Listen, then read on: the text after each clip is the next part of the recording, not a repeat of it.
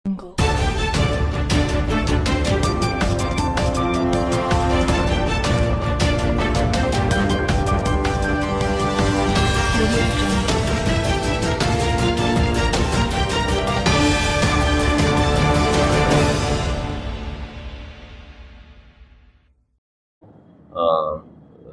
ప్రాంతంలో పారిశుద్ధ్యం గురించి, అదేవిధంగా మనం ఎటువంటి ఆహార తీరుమండాలు మనం సేవిస్తున్నాం వాటి గురించి కూడా మీరు కొంచెం అవగాహన తెచ్చుకుని మీరు ముందడుగు వేస్తే బాగుంటుంది. ఎందుకంటే చాలామందికి ఆరోగ్య సమస్యలు ఎందుకు వస్తున్నాయంటే సరైన ఇంగ్రీడియంట్స్ అవి వాడకుండా ఫుడ్ కోర్ట్స్లోనూ వాటిలో కూడా చాలా పదార్థాలు కలుపుతున్నారు.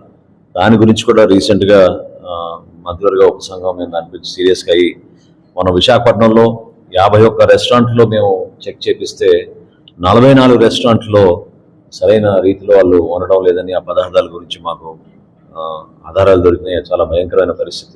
సో దయచేసి మీరందరూ కూడా మీ ఆహారాన్ని మీ ఆరోగ్యాన్ని కాపాడుకుంటూ ప్రతి అడుగులో కూడా మనం ఇంకా వృద్ధాప్యంలో కూడా ఎటువంటి ఆరోగ్య సమస్యలు రాకుండా మీరు ఆరోగ్యవంతంగా ఉండాలని మనస్ఫూర్తిగా కోరుకుంటూ, ఎవరికైతే ఈ సహాయం అవసరం వాళ్ళు ఒక ఫార్మాట్లో మన కార్యాలయానికి